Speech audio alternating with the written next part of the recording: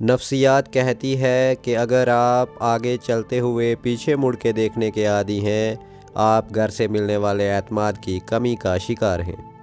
اگر آپ کو معمولی سی باتوں پر غصہ آتا ہے تو آپ محبت کی کمی کے شکار ہیں اور محبت کے متلاشی ہیں۔ اگر آپ بیٹھے بیٹھے ہاتھ پاؤں ہلاتے رہتے ہیں تو آپ ذہنی انتشار کا شکار ہیں۔ اگر آپ سیدھی لائن میں بآسانی نہیں چل سکتے تو یقین جانیں آپ طلسماتی خرابی کا شکار ہیں۔ اگر ٹانگیں پیٹ سے چمٹا کر سونا آپ کی عادت ہے تو آپ بچپن سے خوف اور عدم توجہ کا شکار ہیں۔ اگر آپ ناک میں انگلی ڈالنے کے عادی ہیں تو آپ کسی نفسیاتی الجھن کا شکار ہیں۔ اگر آپ کا بچہ آسمان پر نظریں جمائے رکھتا ہے تو یقین جانیے وہ رومانی دماغ اور گہری سوچ کا مالک ہوگا۔ جو لوگ عام طور پر بہت اچھے ہوتے ہیں وہ اندر سے اتنے ہی زیادہ زخمی ہوتے ہیں۔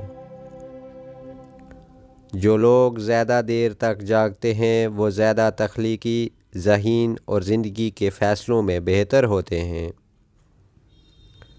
جو لوگ بہت جلدی آپ کے ساتھ دوستی کرنے میں کامیاب ہو جاتے ہیں وہ اکثر آپ کو دھوکہ دیتے ہیں۔ جو شخص سب کو خوش رکھنے کی کوشش کرتا ہے وہ اکثر تنہا رہ جاتا ہے۔ جو بچے بہت جلدی بولنا شروع کر دیتے ہیں ان کی یادداشت بہت مضبوط ہوتی ہے۔ اگر آپ کسی کے ساتھ ہاتھ ملا رہے ہیں تو اگر وہ شخص آپ کا ہاتھ فوراً نہیں چھوڑتا تو سمجھ جائیں کہ آپ ایک بہت پر اعتماد انسان سے مل رہے ہیں۔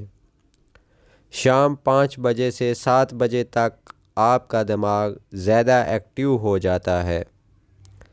سفر دماغی صحت کو بڑھاتا ہے، دل کے دورے اور ڈپریشن کو بھی کم کرتا ہے۔